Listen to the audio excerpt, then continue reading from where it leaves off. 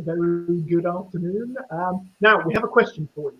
Can labour market information be used to inform conversations around social justice? That is exactly the topic we're going to be tackling on today's We Are Careers show. So welcome back to the We Are Careers show, your weekly dive into all of the latest kind of news, views and topics that are important to the career development sector. As always, we're going to be talking through our key topic we mentioned at the top of the show. We're going to be giving a shout out to some of our new members of the RCDP community, and we're going to be bringing you all the news and views from around the wider career sphere. So for those who've not met me before, my name is Chris Webb. I'm a higher education career professional and registered career development professional with the CDI, and I'm joined, as always, by my fantastic co-host, to meet Sabiha. So, Sabiha, how are you doing? Fine Wednesday afternoon in June. I am really great, and I can't believe that we are already in June. And for those professionals that work in sort of education, can you literally believe you are in the final semester and you are heading out? And for those working obviously in universities, you're probably already noticing a bit of a sort of slowdown at the moment. So welcome for those of you that are new, but also for those of you that have been staying tuned and watching our loyal fans and followers. Now, each show we bring you the latest updates in the sector to keep you well informed. Plus, we bring you an inspirational guest based on topics that matter to you. And I'm so excited, I know Chris is as well, to introduce you to Tom, who we're going to be coming to very shortly. And the aim of the show is really simple. It's to connect and build a strong community of career professionals so that we can serve our clients in the best possible way. For those of you that don't know me, I'm known as Meet Sabiha. I work internationally helping young professionals get unstuck and get back into career flow without the stress and the overwhelm. And I also work internationally with career coaches, where I teach international coaches how to help their clients create even more powerful transformation without wasting resources on time on tools that don't work. As Chris mentioned, I'm going to head on over to the CDI shout out for the week. Now, this is where we want to celebrate our latest and newest registered career development professional members of the CDI community. And if you're wondering and you're watching this and you're wondering, what is the CDI and how do I become a member? That sounds interesting and I'd like to be there. At the end of the show, we always have a bonus document, and you can head on over to the website as well, where we have ton of information and it breaks down how you can become a member. And so pop in the chat and come and say hello if you hear your name being given a shout out, and we're going to celebrate you right now, and introduce yourself. And I know so many members work in so many different aspects, and in fact I was just talking to Tom about this before we came on live. There are so many different areas of career information, advice and guidance that you can work in. So let us know, what area are you working in? And if you're watching right now live, let us know. Use the chat box feature. Hop in, let us come and say hello to us.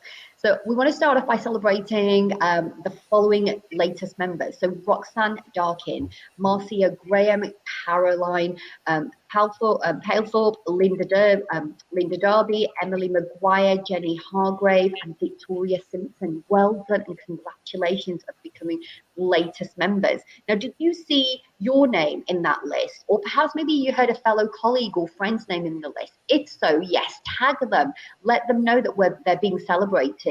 And as always, hit that like button. If you're enjoying these shows and the awesome guests that we bring to you, make sure that you hit that subscribe. And especially if you're watching on YouTube, hit that bell button so that you get regular reminders and you don't miss any of these amazing shows. And so let's head on over and introduce our guests.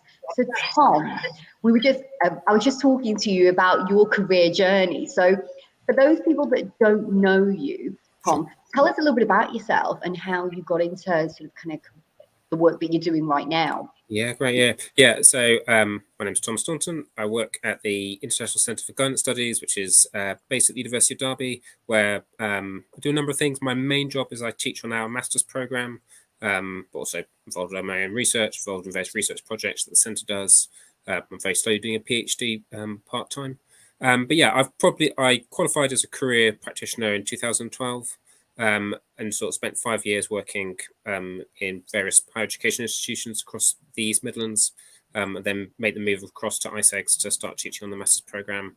Pretty much 5 years ago this week. So. Fantastic, and congratulations to your work anniversary. And if any of your students are watching right now, then pop in, come and say hello to Tom and your lecturers, and let us know what sort of kind of things are you enjoying about the masters that Tom is currently teaching at the moment. So Chris, you mentioned right at the start of the show, we're talking about LMI with a twist. And what is that twist and what we're going to be exploring with Tom today?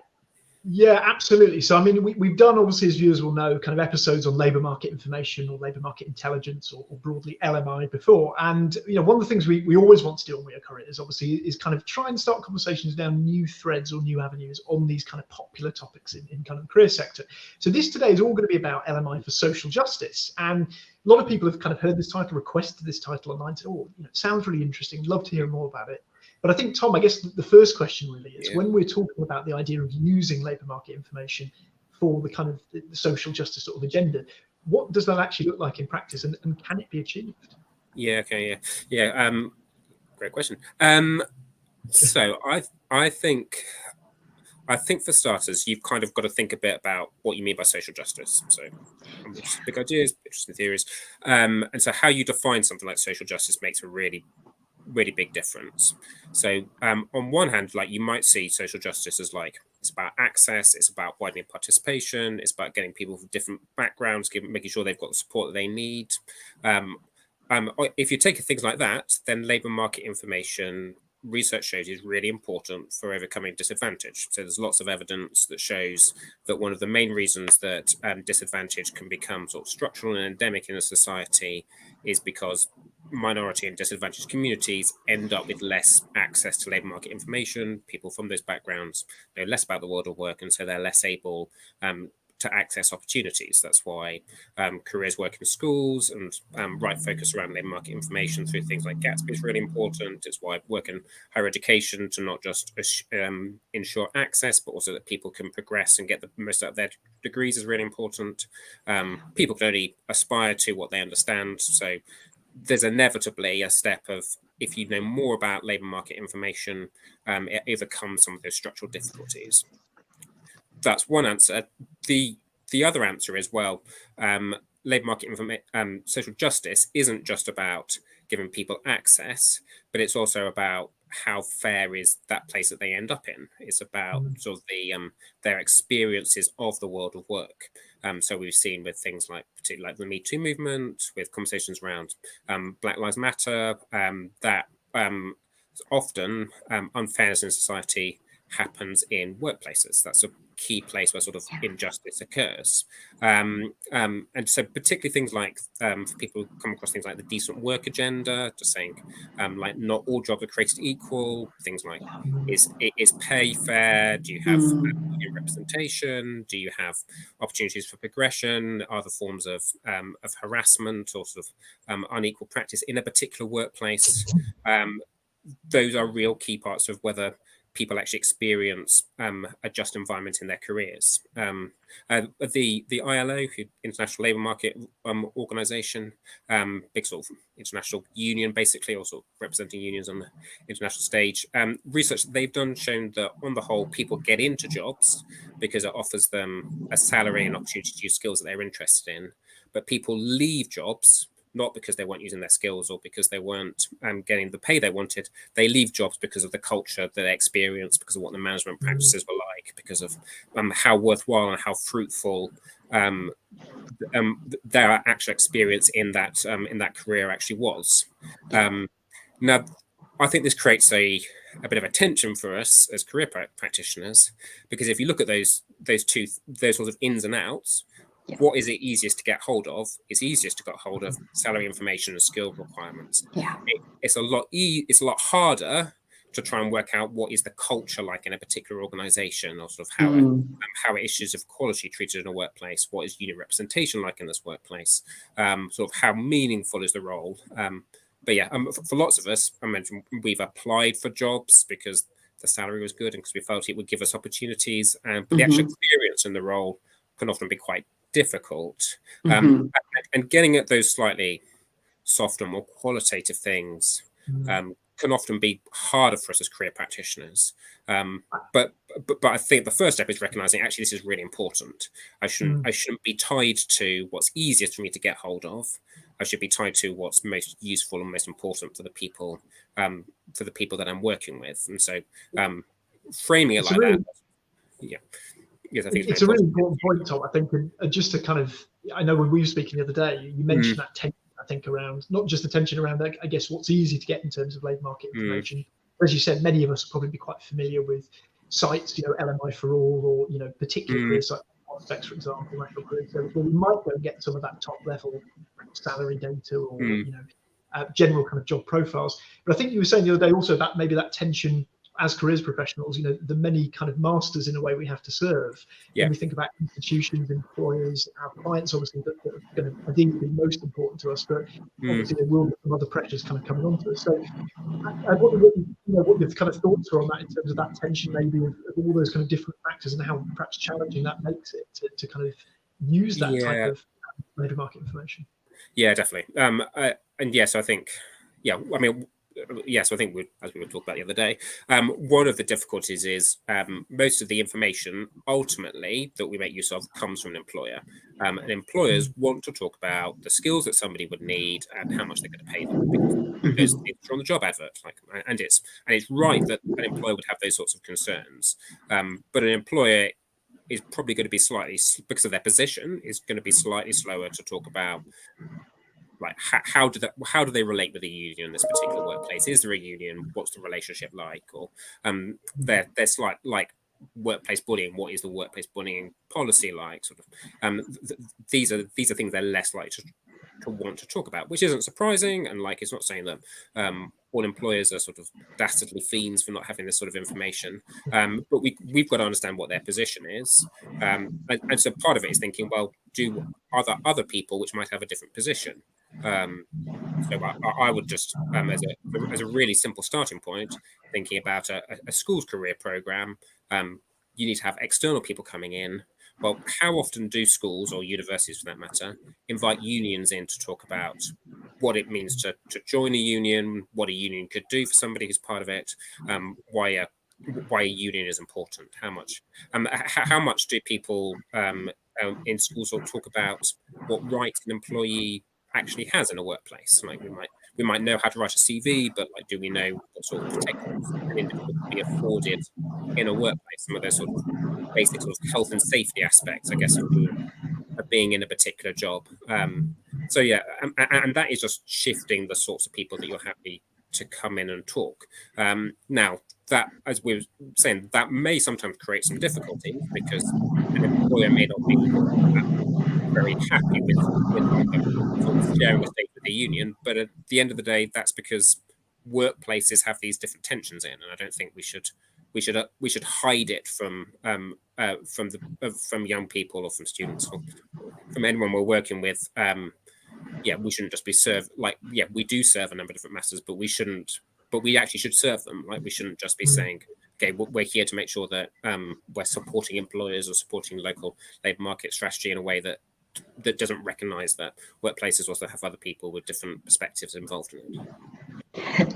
Do you know what, Tom? So many fantastic points that you've just raised there, and I'm just going to throw it out to the viewers, whether you're watching live right now here, or you're watching perhaps on the replay. What's resonating with you right now, viewers? That you're hearing Tom share about, and I loved his definition and so many useful points. I mean, one of the things that kind of stood out for me, that resonated with me, sort of kind of in terms of social justice, is people can only aspire to what they can see and what they're exposed to. So, you mentioned, certain groups may not have the exposure and accessibility, and it's not just about accessibility. And I think that thing that you said about fairness in the world of work, what does that look like? What does that mean for different groups of people? Because each group of individuals has something unique and valuable to bring, and it's how do we as a society and as organizations kind of leverage that and make the most of that. What's resonating with you? I just want to bring in some of the comments. We're getting lots of hellos.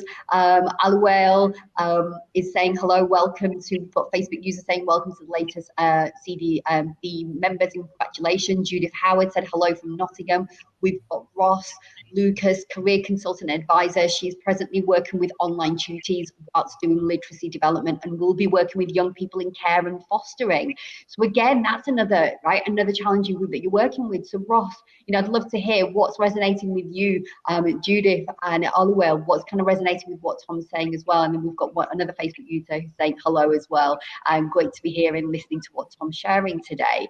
And so one of the questions that, I was thinking about, and I know as I was kind of talking to others as well, is that a lot of career professionals who are watching right now will be thinking, you know what, this all sounds amazing and fantastic and brilliant and really aligns with a aspect or many aspects of what I do as a career professional.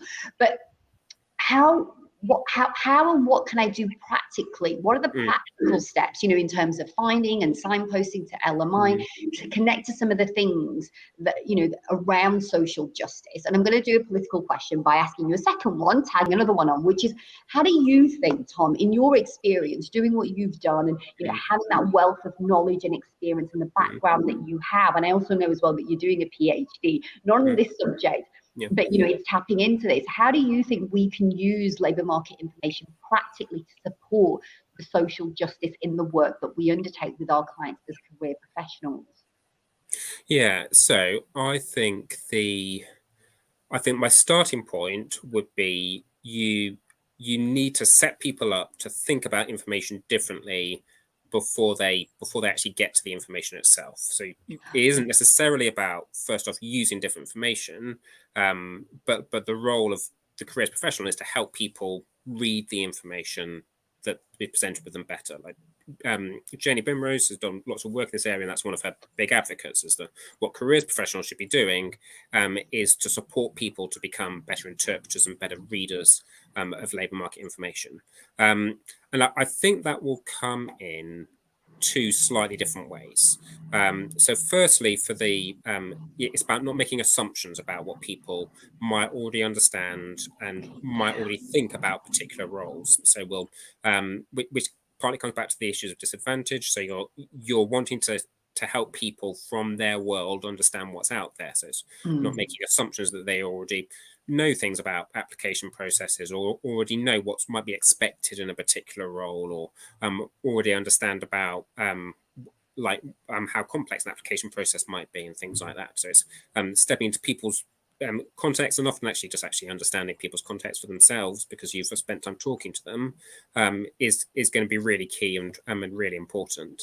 Linked with that, though, is also thinking, well, people have different values about particular roles, and not making assumptions that sort of jobs are sort of are valueless. So if you take things, just to take something which is, I guess, slightly on the edge of political conversations, from what we've seen around Black Lives Matter, one of the key things there is about, well, what is the role of policing in society?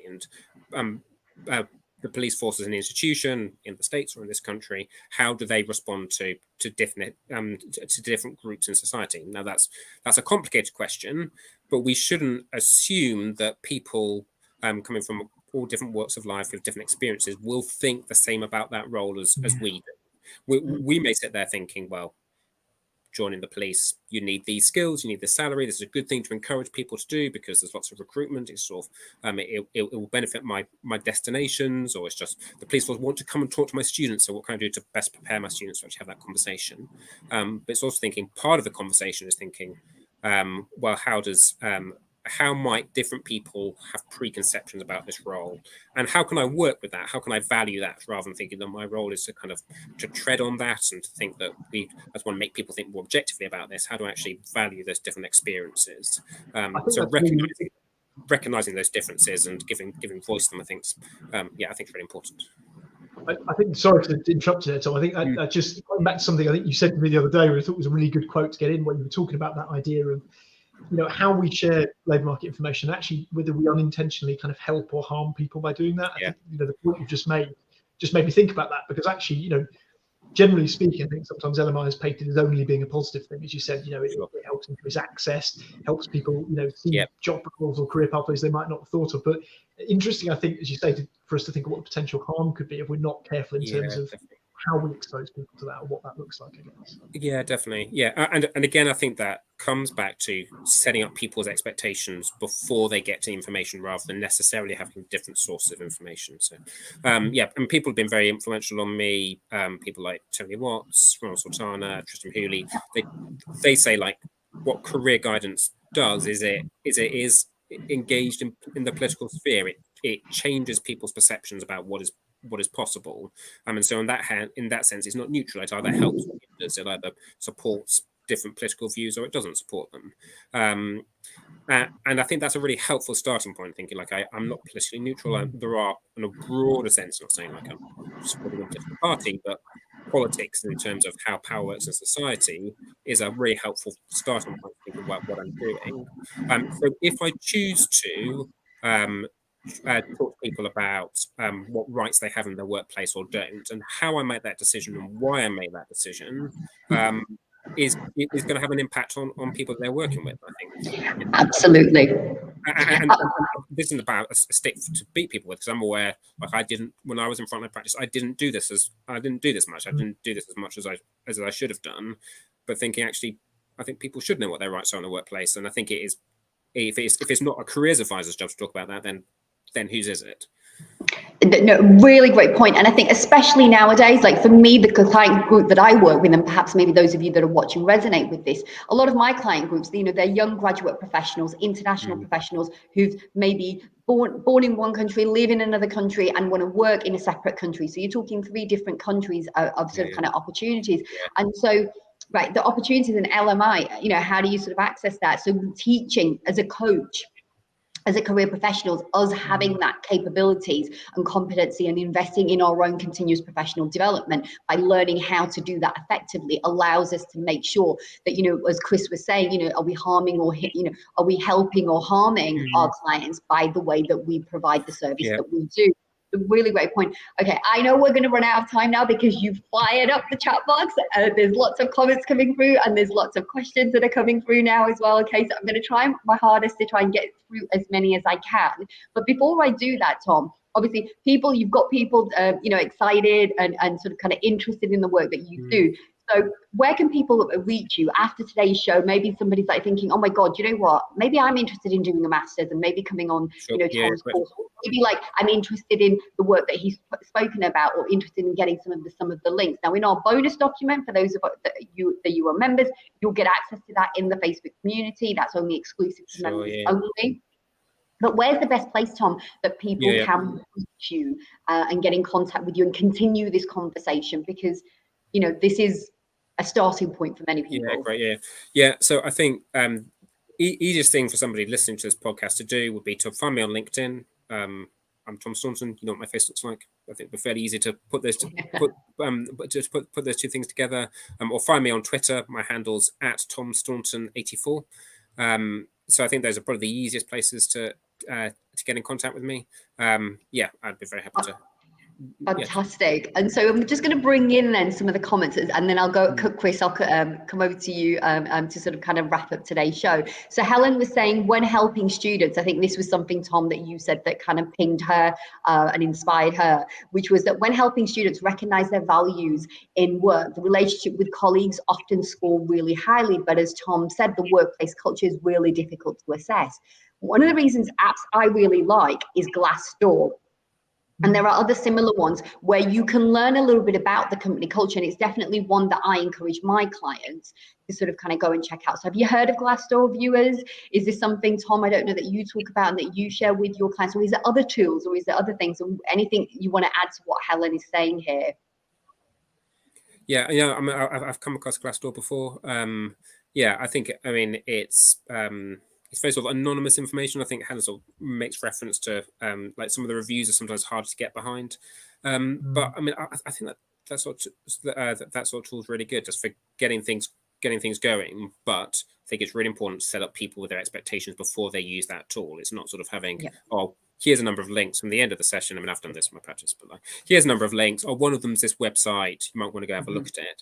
But sort of saying, okay, these are some of the big questions to ask. And you may get that from this information, but maybe you would need to go and do some work experience, or maybe you would need to find somebody who'd worked in one of these roles to really get at this, to get at this particular issue. So, I love that.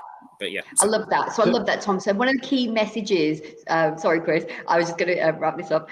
One of the key messages that you're saying is teach your clients how to assess information, because in a time and age where false information is rife, misinformation is rife, having that ability, it's almost like a life skill. I would refer to it as a life skill of learning how to, take a piece of information and then, teaching yourself how to assess that.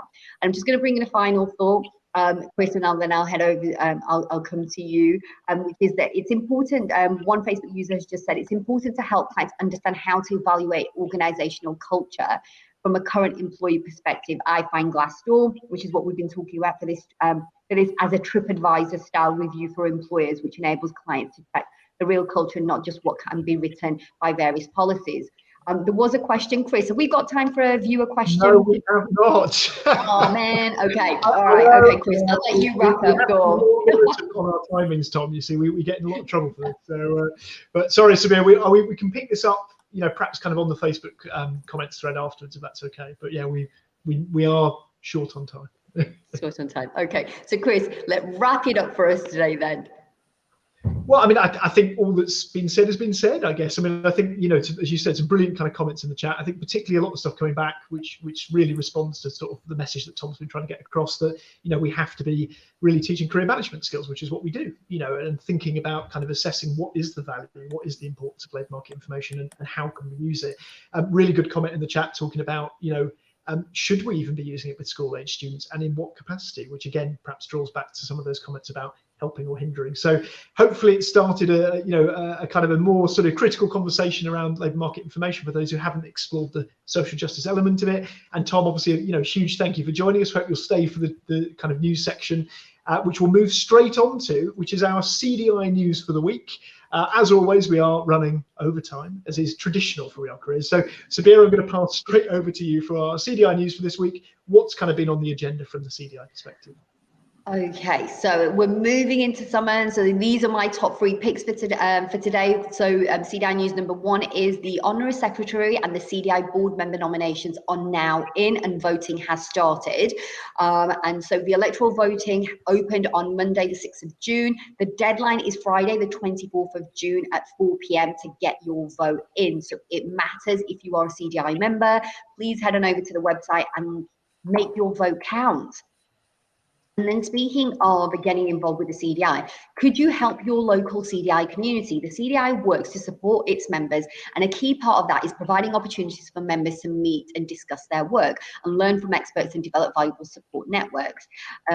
They have current vacancies at the moment for the opportunity of becoming a fantastic regional rep across England as a volunteer, and this can be a great opportunity. And I know I've met several of the reps, and they've told me by doing this work, it's not only enhanced their own continuous professional development, it's great to put on your LinkedIn profile, your resume, but also as well, they've been able to expand their network as well. So here are the following areas that the CDI is currently looking for regional reps. You've got East of England, which covers Norfolk, Suffolk, Cambridgeshire, Bedfordshire, Herefordshire and Essex. We've also got the East Midlands, and you've got South West, which includes Cornwall, Devon, Somerset, Dorset, Wiltshire and Gloucestershire.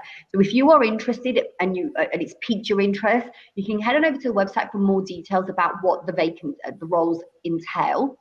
But also as well, you can contact Dave, and that information again will also be included in our bonus sheet, and then bonus spreadsheet. And then finally, just 2 weeks until the CDI Career Development Awards. Have you got your ticket?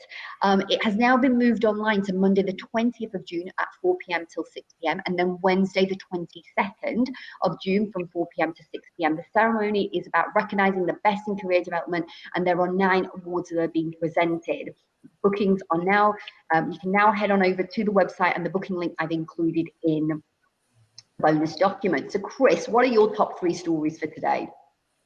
Thanks, Sabiha. Yeah, I've actually got too many to pick this week. So because we're slightly short on time, what I'm going to do is just remind everyone, you've heard us talking a bit about the show resources document.